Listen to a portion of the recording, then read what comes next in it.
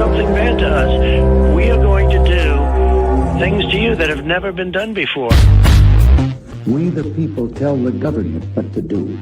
It doesn't tell us. We, the people, are the driver. The government is the car. And we decide where it should go and by what route to do. We, the people, are free. And I hope we have once again reminded people that man is not free unless government is limited.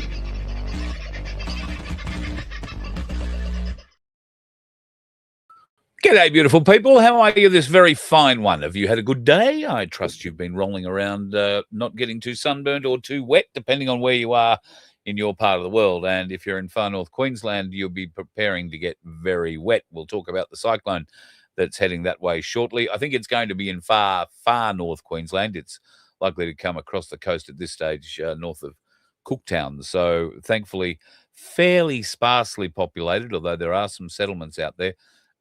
It's probably the narrowest part of Australia that this thing can cross. It'll cross the tip and probably wind up into the other Gulf and make its way over to the Northern Territory, where it'll run into a few more settlements, likely to cause a bit more havoc. But we'll keep appraised of that as the weekend nears.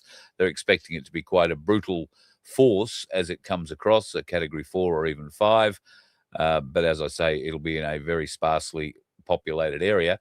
If you're going four-wheel driving, I don't know that I'd be doing that up there at the moment. You're probably going to need a helicopter to get you out.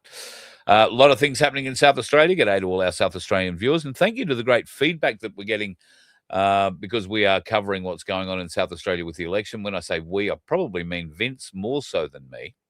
He's been trying to interview as many candidates as possible and is making a bit of an impact. The candidates are now ringing him and thanking him for it too. They're obviously getting feedback. So South Australians, I urge you to go to the FBN Media page on YouTube and check out the series of interviews that Vince has done with South Australian candidates. And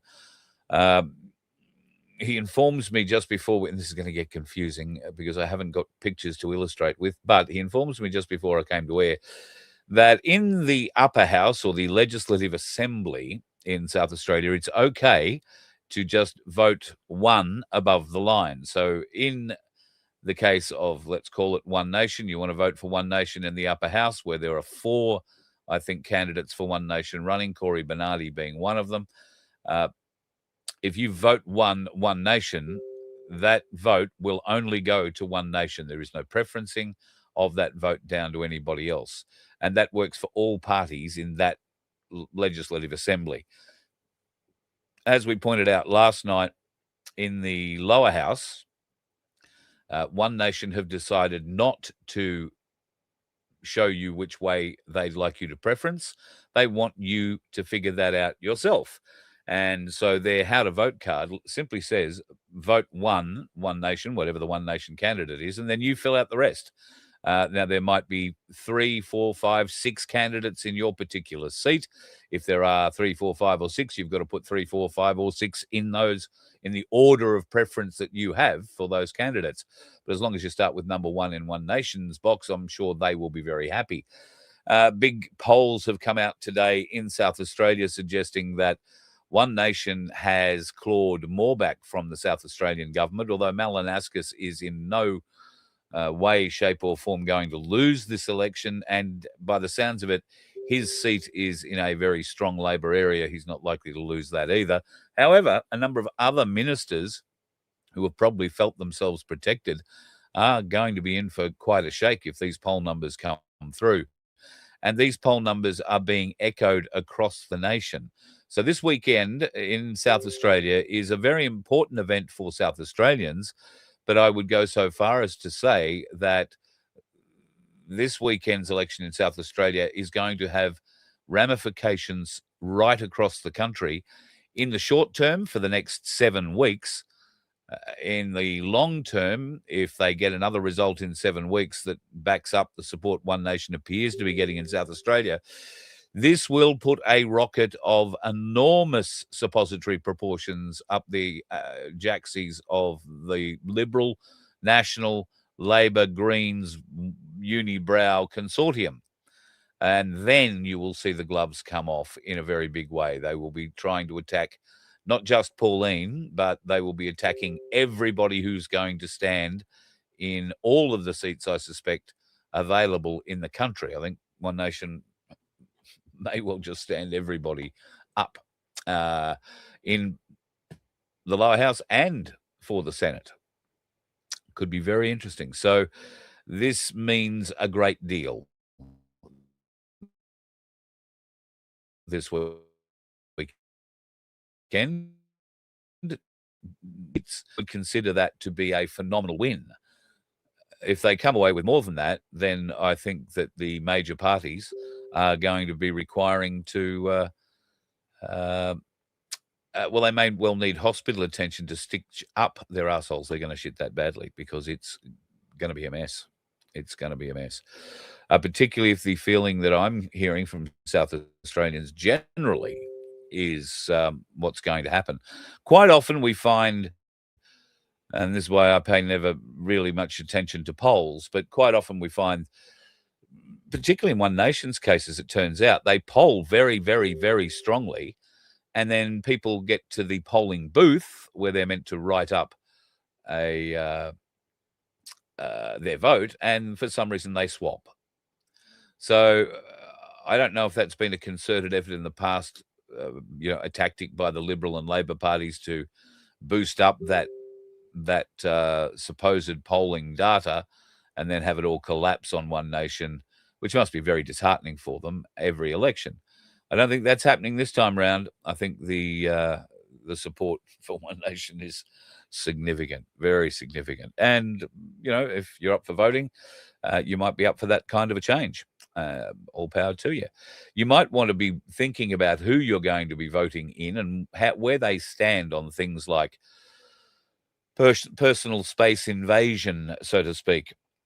You'll all be very familiar and probably used on numerous occasions Google Earth or Google Maps. But Google Earth particularly is a very interesting app that's available from the Google Suite, where you can access satellite data.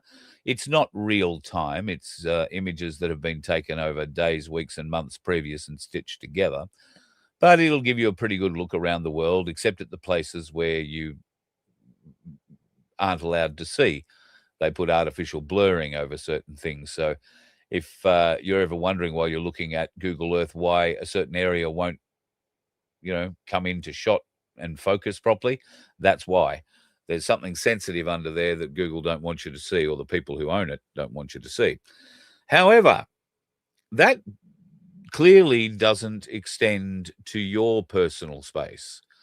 Now, I was talking to Pete from Pinaroo, who has a penchant for wishing to purchase old jalopies, and he does them up and repurposes them, or just does them up and sells them off to somebody who likes old jalopies.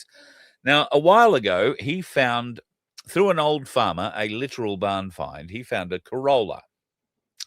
Now, that Corolla had in it a lot of the things that he needed to help restore the Corolla that he was working on. One of those being the steering column and a few other bits and pieces out of it. This was on a farmer's property, this vehicle, and all the land for miles around it was owned by the farmer. So for somebody to come onto the property and pull the steering column out of it, pull all the wiring out of it, clearly they're looking for scrap, and they left some of the more valuable items. Now, you and I might look at this and see, what a bit of junk. But there are certain things when you're looking to do these cars up, and these were very, very popular little Corollas, I can tell you. Things like the petrol cap there, worth a lot of money. The tail lights, original tail lights, the thieves didn't take them. They did pull all the wiring out of the lights and the looms and all that sort of stuff. And the steering column. I mean, that must have taken some work. Now, these buggers have come onto this property and known exactly where to go. How exactly? Oh, they got out on Google Earth, identified what's where and why, and have turned up. Now, there have been reports that the Google Street by nefarious types to identify houses or areas that might be worth more investigation when it comes to robbing. This might be coming in, breaking into your house and robbing your house, or more likely, as is the case these days in Melbourne and Sydney, they want your car. So if that Google vehicle happens to have gone past while you've had a pretty flash car in your driveway, it doesn't matter if it was yours or not, odds are your place is going to get a drive-by just to see what sort of car you park in the driveway at night and whether or not it's worth any money to them. And at the moment, there is a lot of big money to be had in car parts. But is there a lot of money to be had in, well, they stripped out the steering column, the fuel tanks, the seats, all the wiring, because there's still a bit of copper left in the wiring.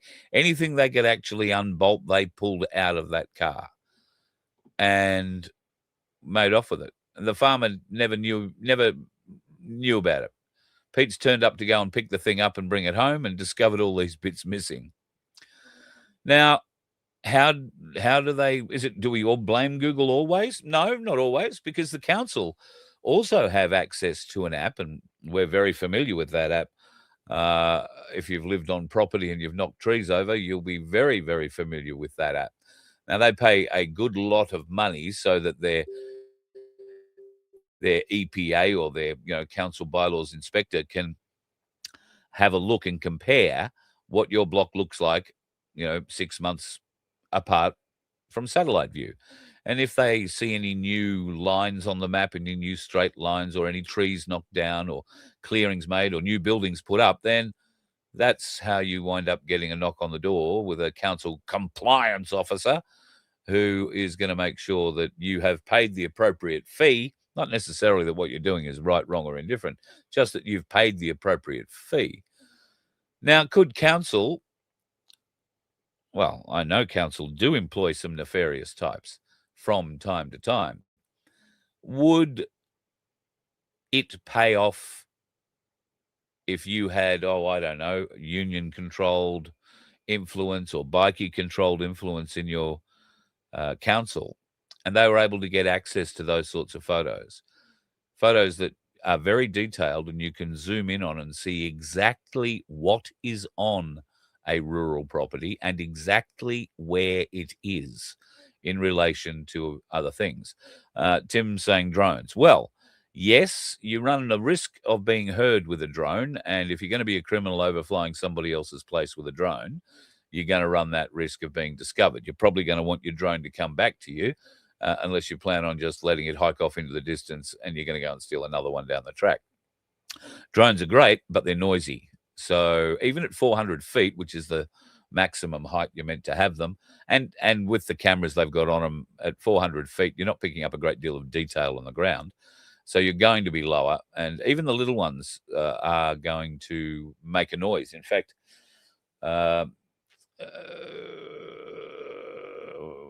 we'll have a little unboxing of a drone in, I don't know, a week or so's time. Somebody has sent me one, which is very generous of them. And don't get too carried away. It's a very tiny drone, but we'll have an unboxing of it. It has a camera on it. We'll see what sort of camera it is. And who knows, you might get lots of video of me walking around. Won't that be fun? You won't get lots of video because I don't do a lot of walking around, but that's a whole other story.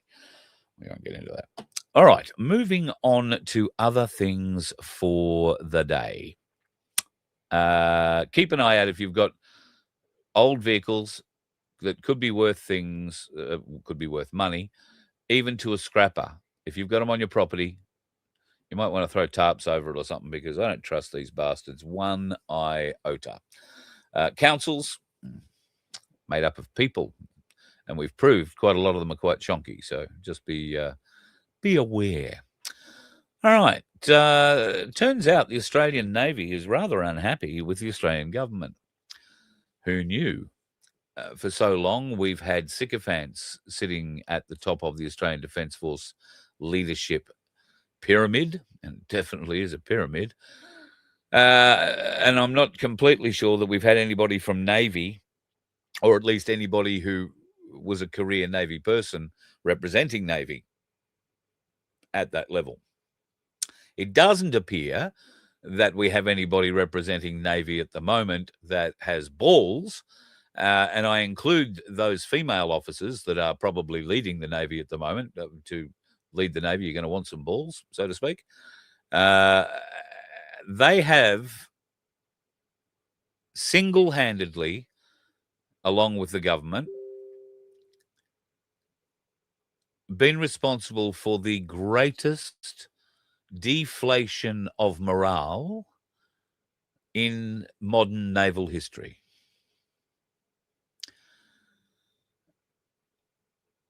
Sailors, current serving sailors, men and women, are all very willing to share, well, maybe not they're all.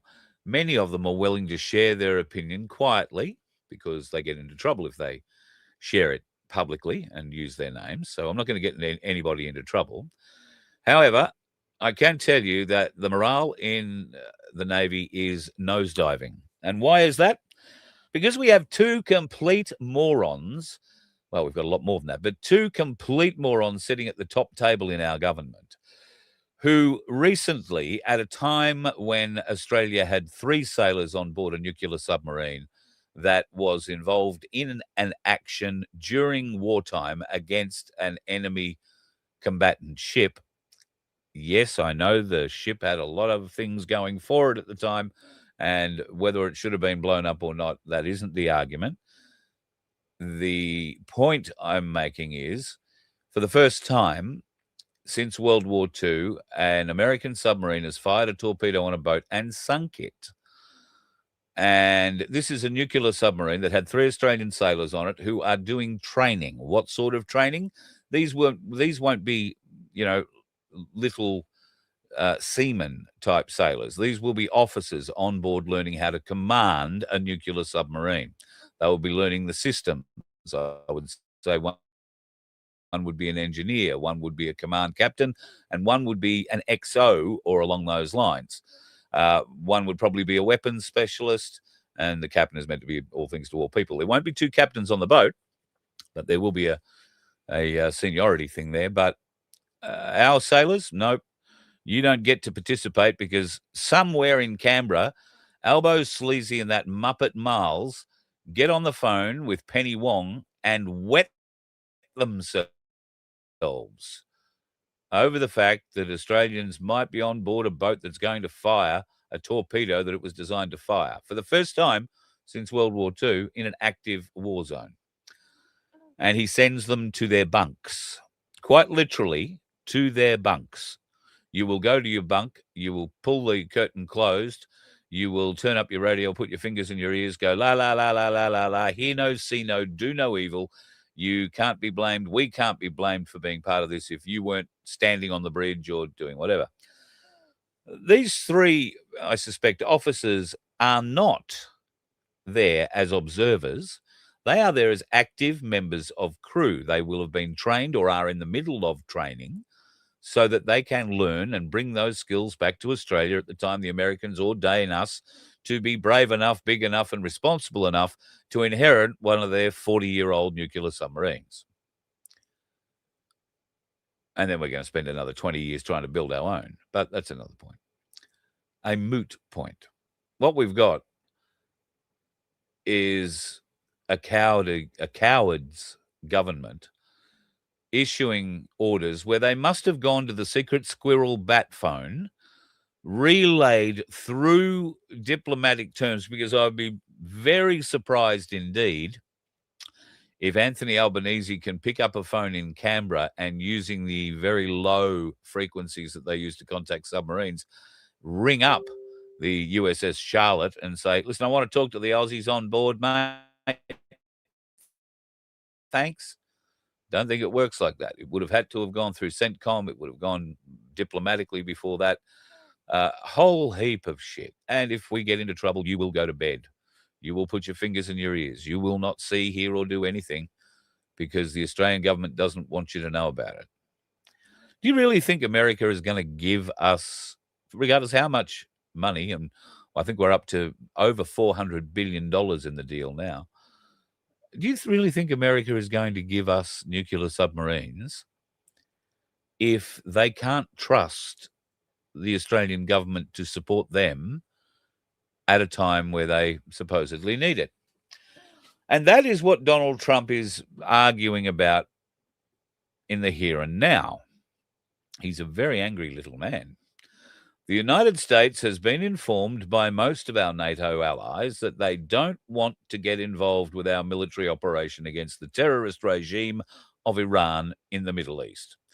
This, despite the fact that almost every country strongly agreed with what we're doing. I don't think every country was asked or even told what they were doing before they went and did it. Sorry, that's by the by.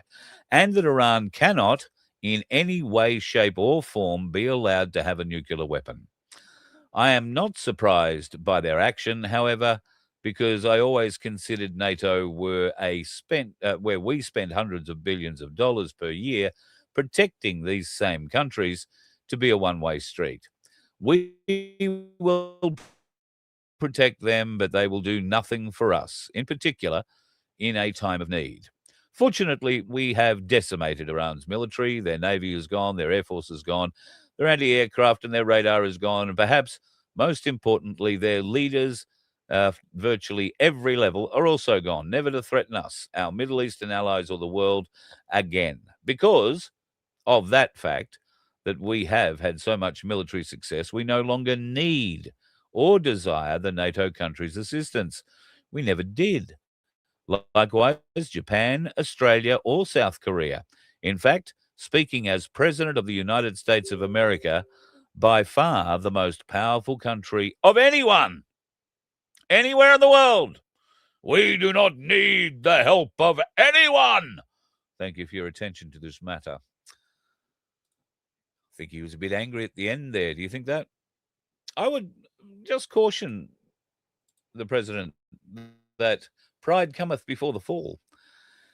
My nanny used to say that, maybe because I was a prideful little turd and needed to be brought down a few rungs, quite probably. But if that is the case, maybe that's how it should be leveled here at the Don.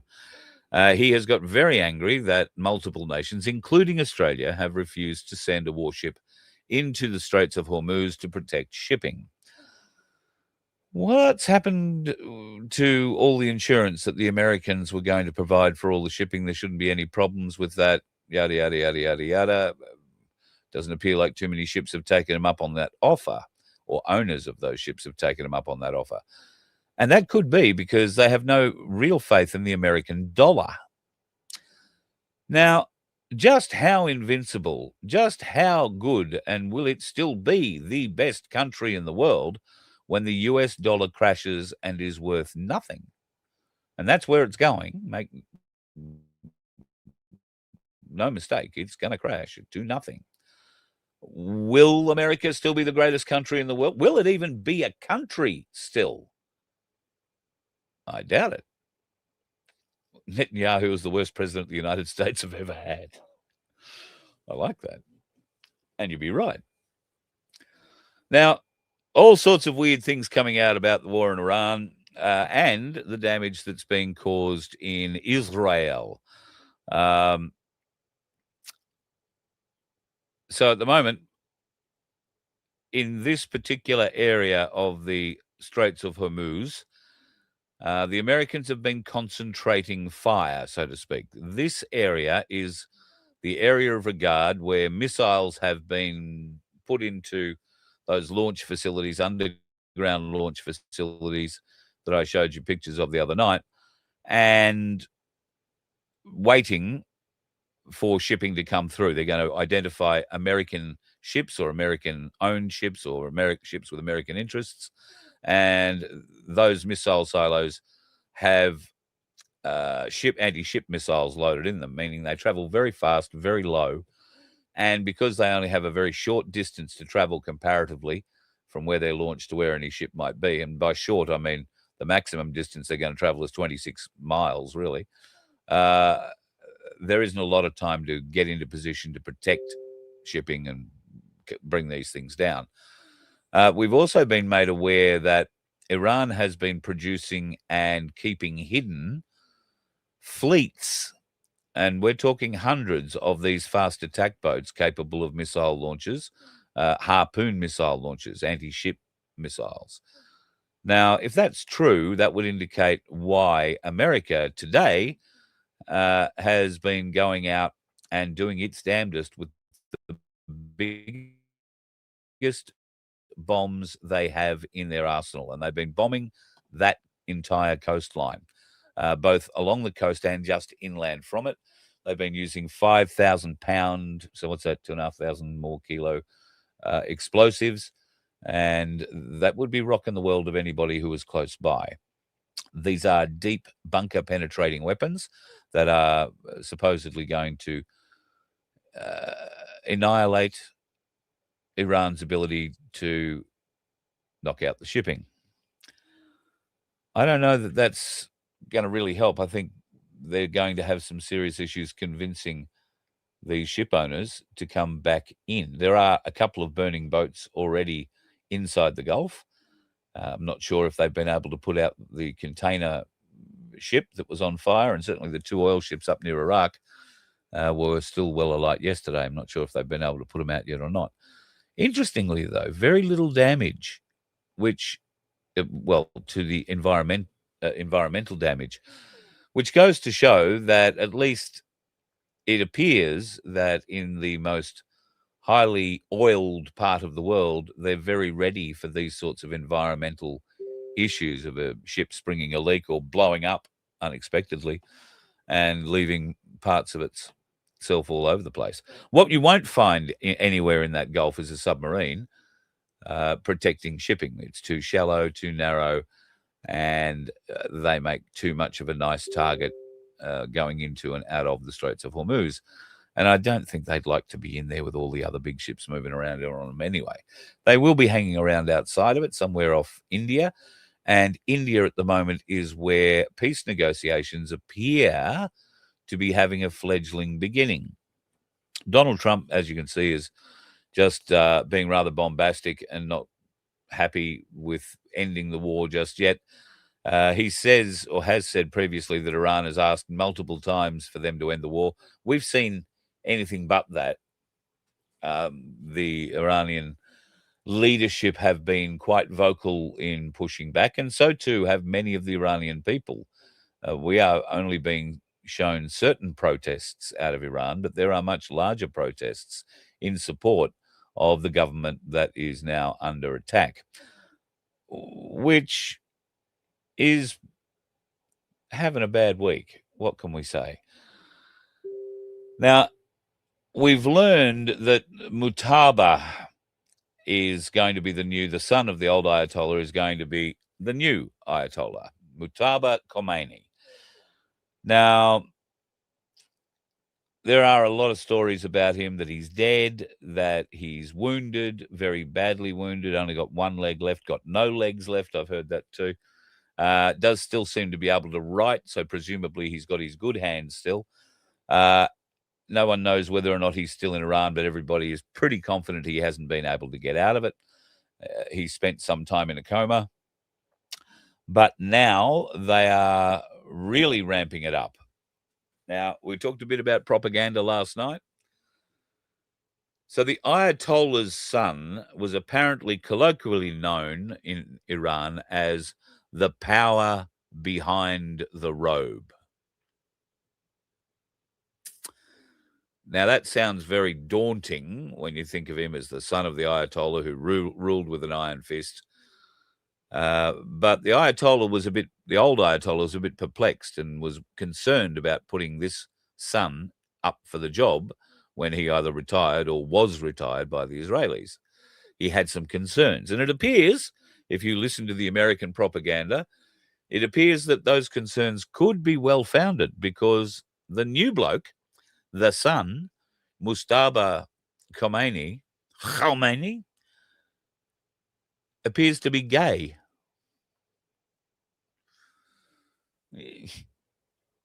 President Trump apparently laughed quite loudly when he was informed this.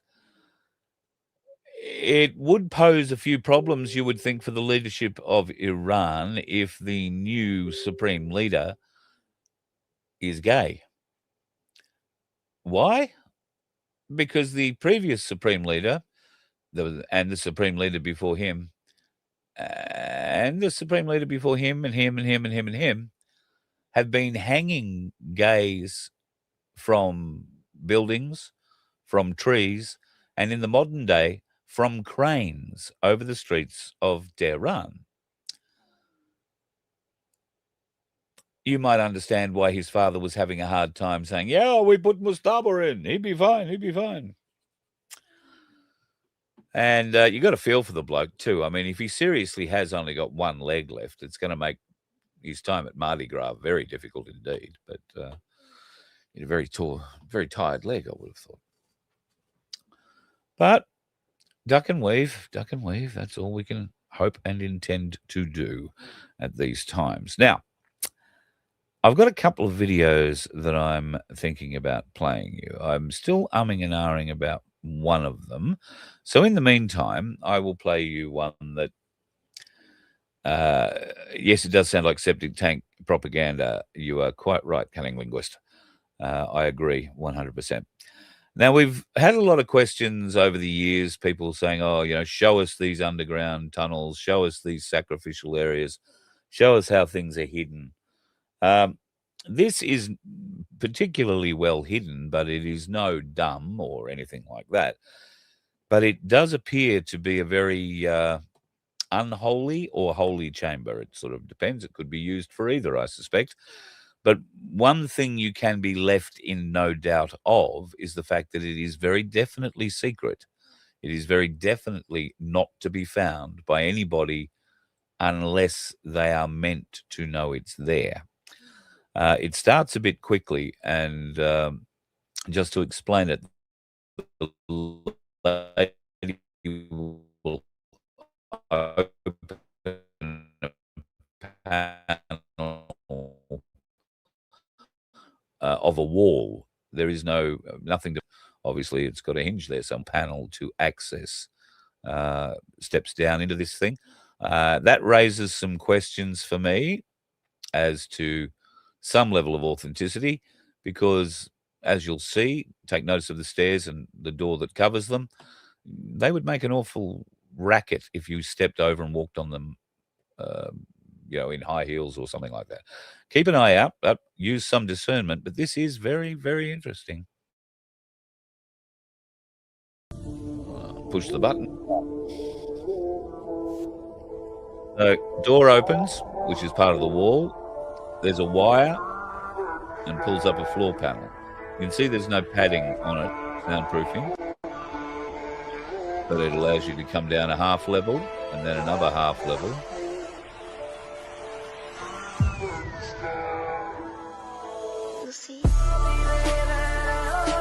So there's some interesting things in hidden places, don't you think?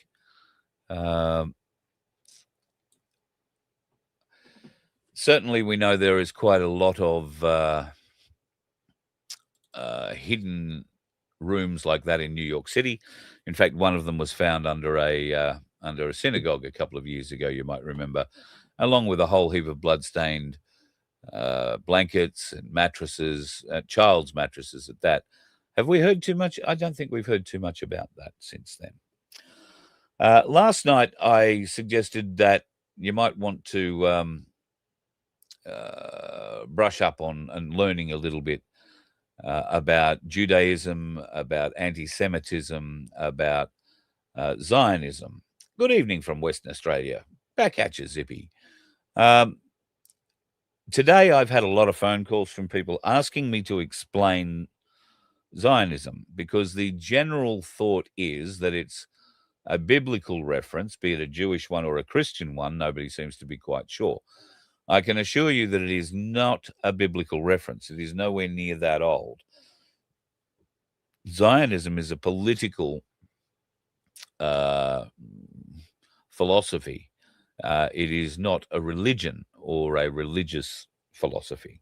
In fact, it goes dead set against it. But I did find a video today with a comedian out of America who I do follow. He's a really, really funny guy. But he's done a little video that explains Zionism versus Judaism very succinctly and in a non-anti-Semitic way, I think.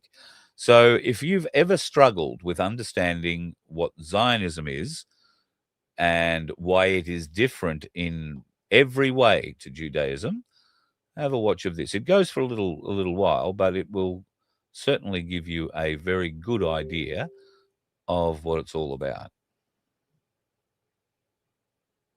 No nukes coming in. Beautiful day. Yep, not yet. Hey, I've been seeing the Zionist stuff all over, but what's that mean? Zionism, is that a religion? Like a form of Judaism? Oh, no, it's not a religion, it's a political movement.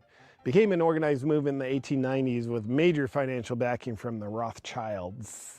The Rothschilds? Yeah, you know, the control banking, world government, secretive global control family. Those Rothschilds? Yep. Those Rothschilds. Specifically, it was Edmund D. Rothschild that helped launch Zionism. So it's not the same thing as Judaism? No. What Zionism is runs in opposition to actual Judaism, which technically makes Zionism anti-Semitic when you think about it.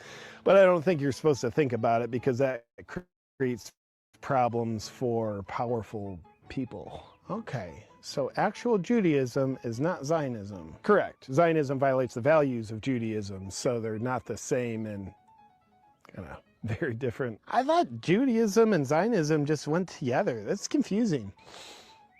I think it's meant to be confusing. I thought Zionism was biblical. No, it's a political ideology from the 1890s. Judaism is the biblical one. Rothschilds, Zionism. So you're saying it's the same Rothschilds that most of us think control governments around the world? Yeah, same name, same bloodline. Huh. How would the Rothschilds control the U.S.? You ever hear of Israel? What do the Rothschilds have to do with Israel? They helped create it. They played a very pivotal role in the early development of a Zionist community in Palestine and the eventual creation of the State of Israel. So you think the Rothschilds might have some influence and control over something that they created? Yeah. Maybe. Huh, weird. So why are all the Zionists wanting this war with Iran? Well, what would you say is at the heart of all corrupt power? Well, I'd say the desire to accumulate more power and control at the expense of human welfare. I would agree. I don't know about that. I've been hearing a lot of Zionists on interviews lately, Lindsey Graham's doing a lot of them, saying we have to do the war with Iran to protect Israel because God wants us to. What have all parties throughout all religious wars and all of history said was their motive for killing and destruction? God wanted them to. And what about opposing sides in the same religious war? God wanted them to. Or do you think evil would corrupt actions? Suppose it might. But I followed some Zionists online and they don't seem like they have evil intentions. They seem like genuinely good people supporting what they think is good. Yep, I agree. So why would good people support something evil? Well, because of weaponized morality. Huh? Weaponized morality. It's when evil movements convince good people that the good thing to do is the bad thing. But they use lies, deception, and manipulation to convince people that the bad thing is the good thing. Weaponized morality. I don't know about that. Like, has that ever happened before? Do you know why German citizens turned in their neighbors? Well, probably because they just wanted to do something really bad and evil. No, they were told that's the good thing to do. Oh, yeah. Get this deadly shot to protect everyone around you. It's the right thing to do. Or you have to burn down buildings in downtown Portland because that's the right thing to do. Or we have to censor speech online because that's the right thing to do. And here we are. Most of them aren't bad people. They're good people that fell for it. Yeah, you know, I used to believe that whole climate crisis thing. Yeah, I fell for that one too. Yeah, people can just be stupid sometimes. But man, I get what you're saying with all this. But I just think if you look at the Bible and with the end times prophecy and Israel being God's chosen people, it just makes me think that what's going on with the war with Iran, there just might be something biblical to that. You're referring to dispensationalism, not the Bible. Dispensationalism doesn't come from the Bible. It's a radicalized literal interpretation of the Bible that comes from the Scofield Reference Bible, not the Bible. What's that? It's a book written and published in 1909 by a guy named C.I. Scofield in order to spread Zionism. And they got it to be very influential over Christianity with its new, well, made-up interpretations of the Bible. It's got a strong emphasis on literal Israel being God's chosen people, and it strongly pushes prophecy and end-time interpretations that aren't present in traditional biblical interpretations, but are very important pieces of Zionist propaganda. Well, what kind of new interpretations did this Scofield guy introduce? Well, before him, almost everyone saw Israel and church to be the same thing, as in God's chosen people are the ones that go to church. That makes sense. But Scofield comes along and draws a big distinction between the two, separating them, making it so Israel no longer includes churchgoers, and therefore churchgoers are not God's chosen people. So according to him, just people in literal Israel are God's chosen people. Like God is racist against everyone who's not from the state of Israel. Well, according to Scofield and Zionists, yes. And with the massive liberties he took with his new interpretations, it made the formation of the state of Israel in 1948 sound like biblical prophecy. Well, maybe God was speaking through Scofield, and Scofield was able to interpret God's word better than God knew how to speak it. Yeah. Maybe.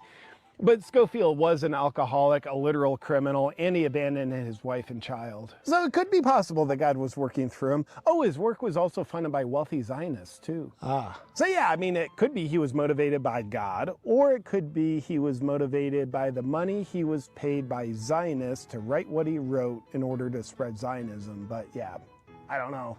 I just assumed it was from the Bible. Rothschild, Scofield. The guy never knew where Zionism came from. Yeah, I don't think they want you to know. What if the Rothschilds are truly doing the work of the Lord, and therefore Zionism is God's way? Do you know that Rothschilds are all over the Epstein files? Oh yeah, I've seen that. Yeah. In an email, Epstein said, and I quote, "I represent the Rothschilds family." And there's a lot of other mentions too. So you don't think Epstein was doing the Lord's work either? Oh, what are you doing at this point? Yeah, I didn't think so either. I'm just throwing stuff at a wall. Peptides are short. So there you go. JP Sears is the guy's name. He's got a great Facebook page and well worthwhile checking out. I've reached out to him. With a bit of luck, we might be able to get him on the show. Who knows? He's only got about 45 million followers, so the odds of him picking up my message probably isn't great. But stranger things and weirder things have happened after all. So I hope that explains Zionism and Judaism for you and why they are very, very different things.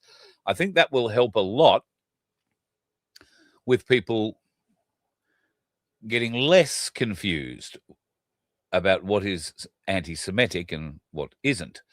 I'm not sure that it'll help keep people out of jail, but we'll wait and see. There does seem to be a big push for people at the moment that are saying the wrong thing about Israel. I'm not exactly sure what the wrong thing about Israel is. At the moment, they're prosecuting a war that seems to be only for the benefit of Israel, and for whatever reason, they are being able to exercise a lot of influence over the United States of America.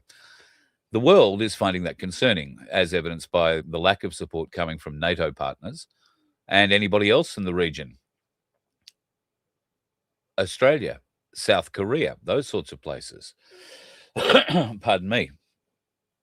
So Australia is probably having a reasonably pragmatic view of things at the moment. We are an island nation, and as I showed you last night, we are entirely dependent on the cargo ships of the world bringing to us everything that we consume, because we don't make anything here anymore. Now, we don't even make toilet paper here anymore, I'm reliably informed. The last Australian toilet paper factory was in Adelaide, and it closed down after COVID, I'm told. You remember when people were fighting for Dunny Roll in the supermarket aisles? It's coming back. Won't be just toilet paper. It'll be absolutely everything. You won't have to worry about fuel in your car because there'll be nothing to buy at the shops when you get there. So that should be everybody's main concern at the moment, not stocking up on fuel, stocking up on food, because there is every likelihood you're going to need it. I've spoken to people today who have variously 2 months, 6 months, 12 months of stock, stuff that has been kept and preserved perfectly.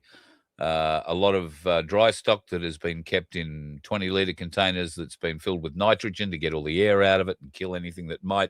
See, this is something people, preppers, new to the game a few years ago, don't fully understand until they go back in and need something. So they'll go and dive, oh, I've got some of that out in the shed, I'll go and get it. And they dive into a box that hasn't been opened in 3 years, and they find weevils all the way through the flour they thought they'd kept there.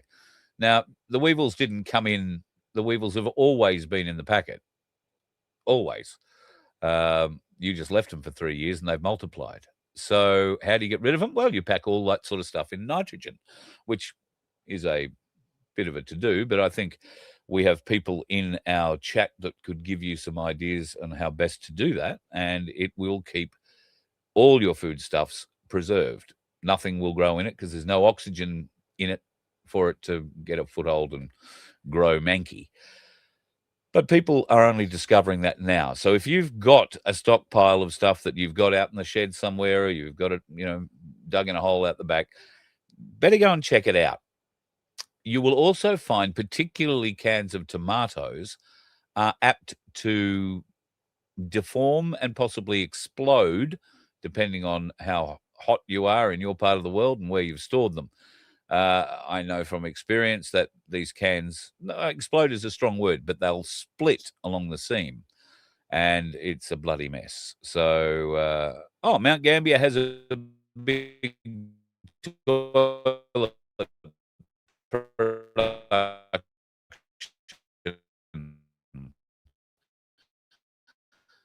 plant. Bloody decent. Thank you, Shane. Because there is so much wood Australia in Mount Gambier, Millicent, that whole area. Vince, in fact, used to work, if remember, very big mills. He was a forklift fondler or something from memory. Yes, played around with tines. Yes, doing weird things. You see, yeah, like that. So he spent some time there. I don't know that he was a toilet paper roller. It's possible. But I'm bloody glad to hear that we do have a toilet paper production still in the country. I hope to God they can ramp it up to about 7,000 kilometres a day, because I've got a feeling that's what we're going to be needing. And they might be able to put a few more pieces on. That persons on, not pieces. That'd be good. Employing a few more people. If you are a business person, if you've had a business previously, if you've made a bit of money and it's all held up in, investments or paper, and you actually care about this country, have a think about what manufacturing this country needs and how you might be able to help fund the beginnings of that industry again. I'm not saying that we're going to fund all industries again, but wouldn't it be wonderful if we could get a car manufacturing industry again? Wouldn't you like to be able to buy an Australian-made car at a reasonable price?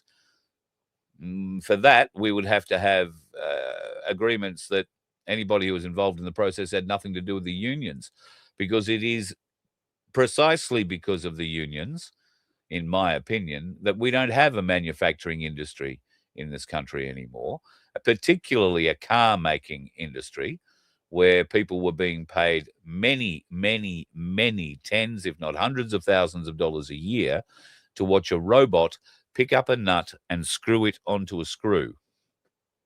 That was their job, to make sure the robot put the nut on the bolt. And that was an $85,000 or $90,000 a year job back then, back in the 90s. So we were never, ever going to be able to make affordable cars for Australians. All of a sudden,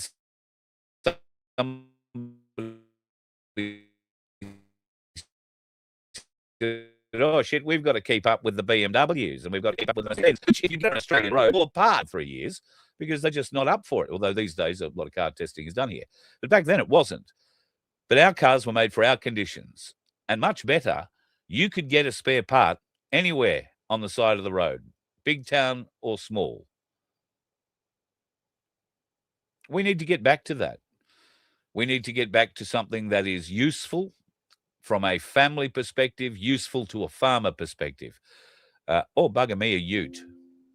Maybe we can come up with a 4-door ute, a 5-seater, if you like, that is Australian made, that will go bloody anywhere, will tear the arse out of the gearbox of a Ford Raptor. Not that you need to tear the arse out of a gearbox of a Ford Raptor. I hear they just fall out by themselves.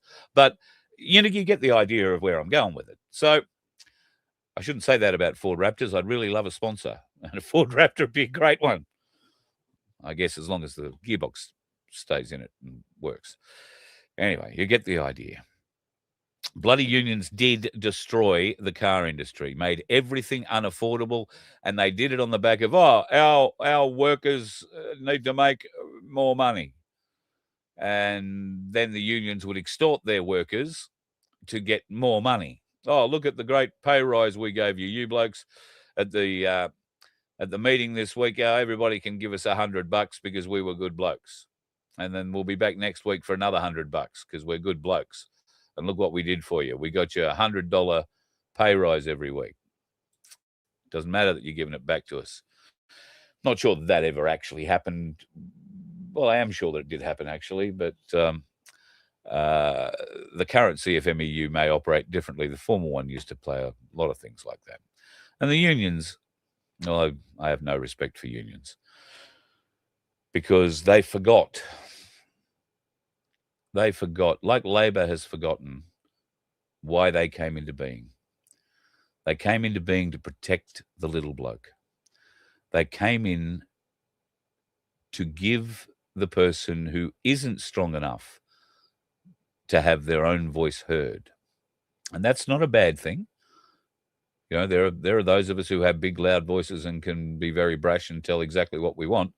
And then there are those who don't have that ability for a variety of reasons. This is why unions take the top out of the nasty, angry ones that will demand whatever they want, and they give voice to the ones who are meek and mild at the bottom. So they fall somewhere in the middle. At least they were meant to. Thanks, Bill. Really appreciate it. Thank you, mate, for that $20. Thank you. I really appreciate it. But what do? Well, the unions get greedy. They get drunk with the power, and then they start exercising that power, ramping up the wages. Oh, it's $3.50 here, or it's $2.70 there, or we need to get another $11.50 a week, and we need another 3 weeks a year off. The demands became more and more outrageous, and rather than giving them time off, it became easier to accede, I guess, to the pay rises that they wanted. And then all of a sudden, you're looking at a shitbox 4-cylinder Ford costing $44,000 at the time. We probably think of it now as very cheap. But I remember an AU Falcon, that thing that looked like it had shark's teeth at the front of it. God, without a doubt, the ugliest Ford ever created on God's green earth, designed by an Australian, I believe, with American influence. That car, what was that, mid-80s when that came out? That was $44,000. The base model, I think, was $29,000, whereas Toyota, I think, had a Camry or something similar at the time you'd get for $16,000, and it came with electric windows, an AM/FM radio that was AM stereo from memory. Borg Warner, yep, they killed Borg Warner off. Magnificent manufacturing company. South Australia, known for car manufacturing. The glass, all the glass, VDO systems. did all the speedos and whatnot. It didn't matter for what flavour car, whether it was Ford, Holden, Mitsubishi, Toyota in the end. It didn't matter. They did the lot. And many, many South Australians owe their education, their house, their boat, their motorbike, and any other thing they own to the stability that those jobs gave them. And then they were ripped away because of greedy thugs in union overalls. I can't understand how unions have been allowed to get to this level of power. Well, the clearest example of how they get to that power. They corrupt the government. And in Labor's case, Labor, it is my belief that Labor deliberately or just naturally identifies people who are open to being swayed via other means rather than listening to the people. And that corruption just spreads deeper, wider. And all of a sudden you find the thugs are in your office dictating to you how life, the universe, and everything is going to go. And I think that's been happening in Victoria for a long time. That has been happening in Queensland for a long time. I don't think it's happening in Queensland as much anymore, but I'm told on some of the big build work sites around Queensland that the CFMEU is very quiet at the moment, where previously they have been standing over contractors on sites with wild and gay abandon. And that seems to have slowed down a little bit, according to at least one of the people I'm talking to who's a tradie and does a bit of work on that sort of thing. Building industry unions are still going hard. Yeah, that's probably the next demise in the industry. Well, I think you're going to find Cbus will go down. And if you have your money in Cbus Super, I wouldn't be putting it there. If you are in one of those industry super type things and that industry is all about unions, then I would be looking to start my own self-managed super fund very, very quickly. The smart people who work in mining, in the big industries, making really big money, these blokes all own, and ladies, all own self-managed super funds because they don't trust their industry super. They don't trust the unions because some of them are old enough to remember when the likes of Julia Gillard and her union boyfriend steamrolled their way into Boulder, Kalgoorlie, and wound up walking out with the Kalgoorlie Mines death fund. All the money gone, supposedly to be looked after by Gillard and then handed out to families of the bereaved once somebody's died on site. Never happened. All the promises that she turned up into town to make was all lies, and she and the boyfriend, whose name was Wilson too, from memory, absconded, never to be brought justice again. She did lose her job with Slater and Gordon, and there were some connections to that particular episode, but there were a lot of other things that she did with that boyfriend of hers, Wilson, that got her kicked out of Slater and Gordon as a partner. And that's saying something. In the 90s, to be kicked out of Slater and Gordon for doing the wrong thing, and she really did the wrong thing. She could have been responsible for the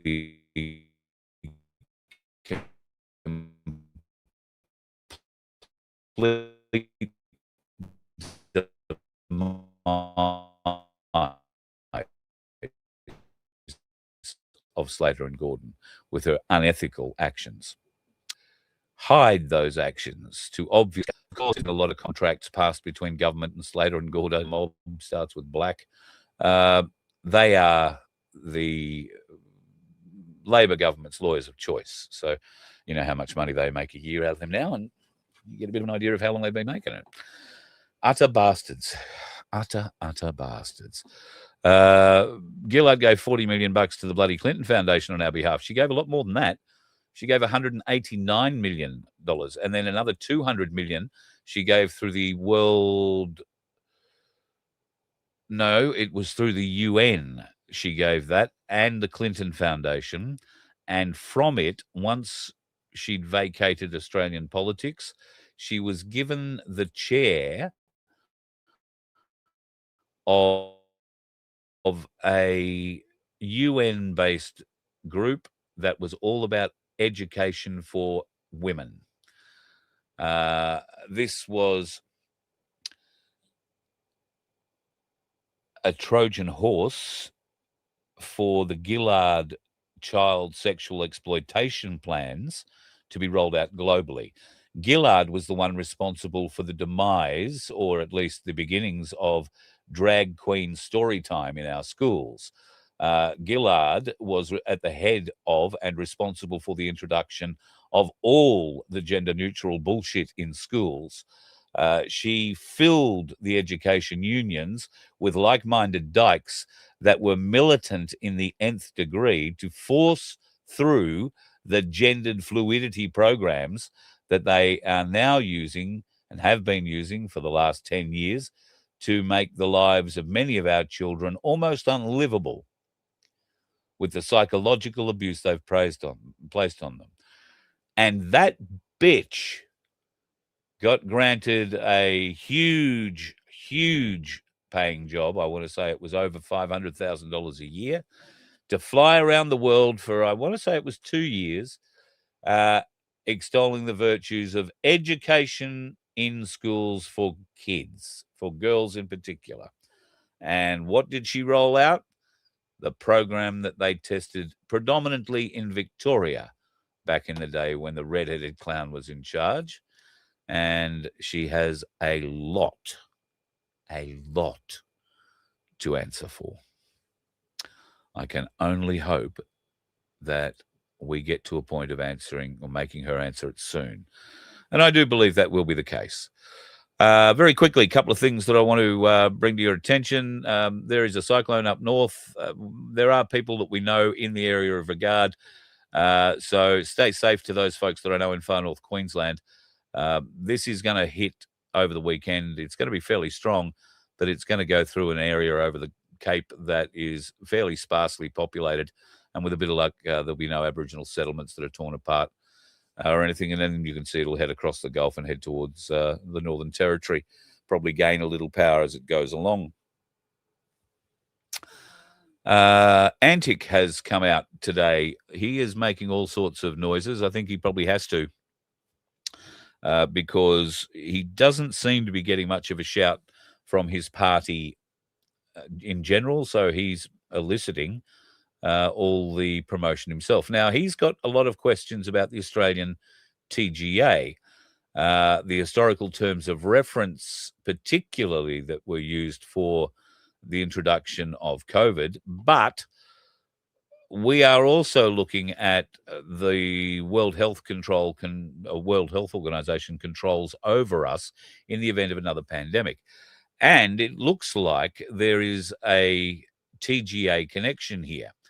Now, the Therapeutic Goods Administration is, for the want of a better term, a World Health Organization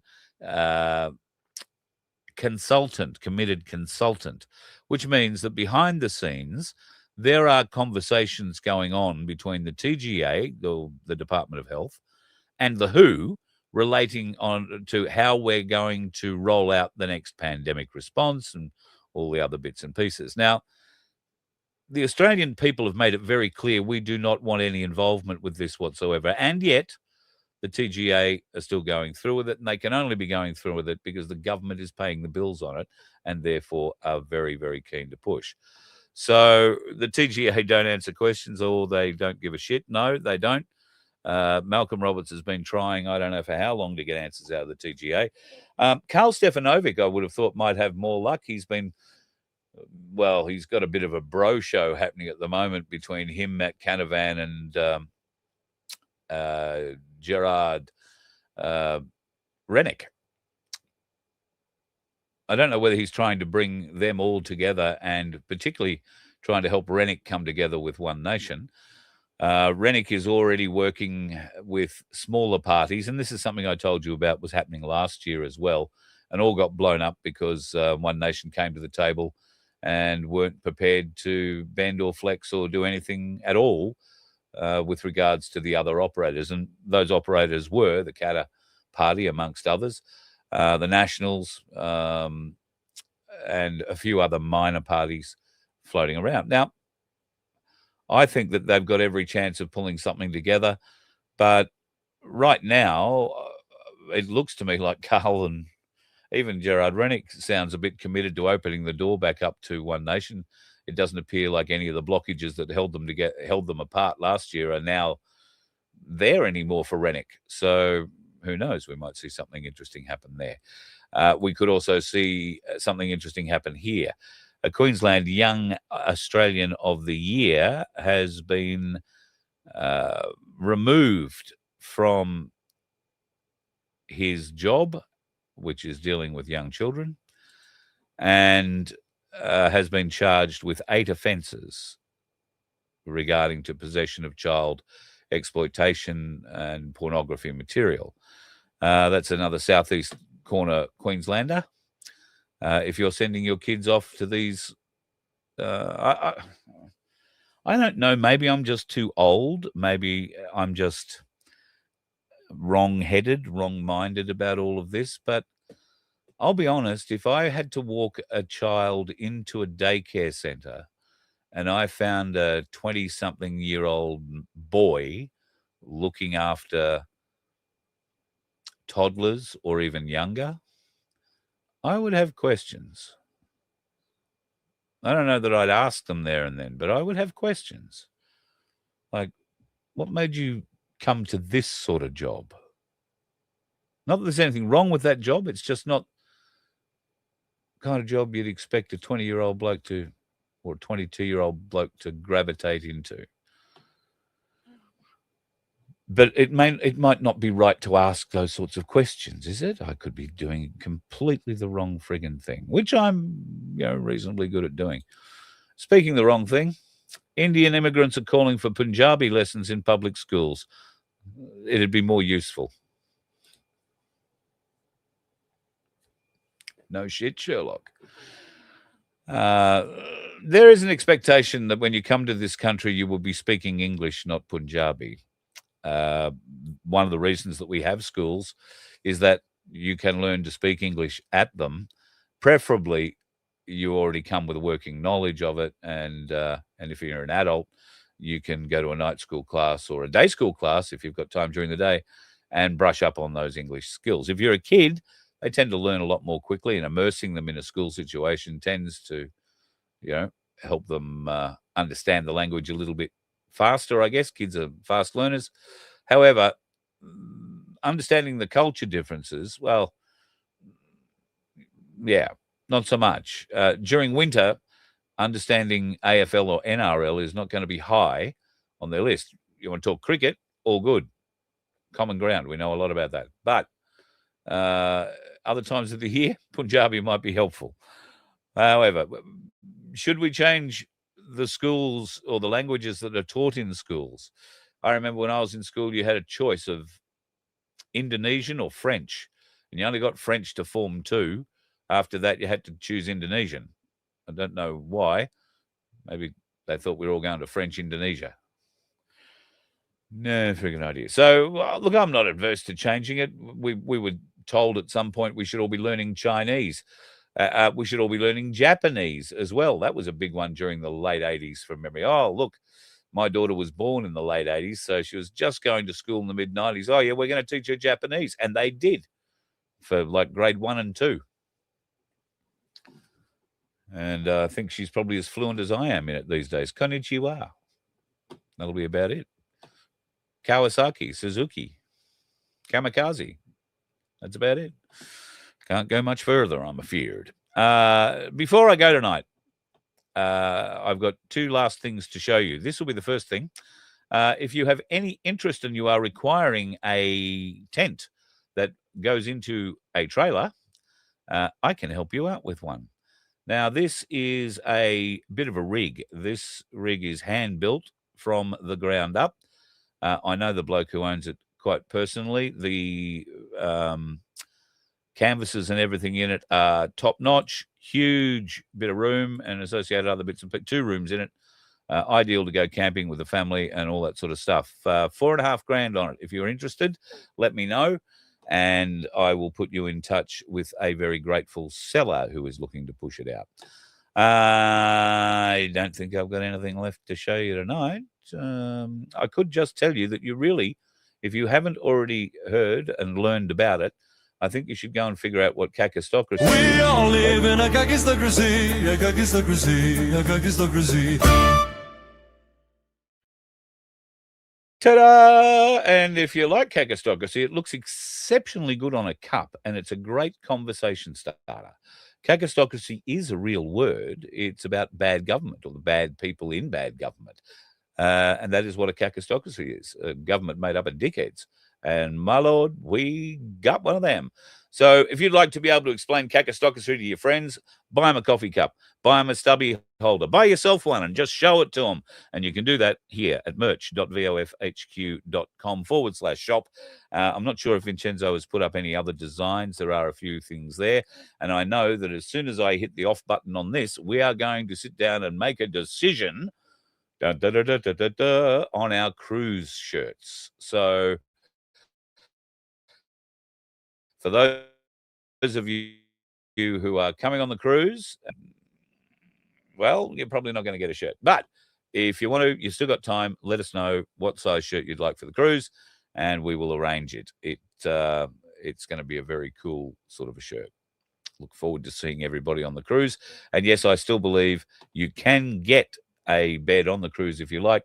It is the Carnival Encounter on the 4th of May, leaving Brisbane, going to Early Beach and coming back on the 8th. So we'd love to see you there. You can rest assured the only dickheads that we will see there will be the ones driving around the deck. Yes, I said deck. You let one ant stand up to us, then they all might stand up. Those puny little ants outnumber us 100 to 1. And if they ever figure that out, there goes our way of life. It's not about food. It's about keeping those ants in line. That's why we're going back. Does anybody else want to stay? Let's rock!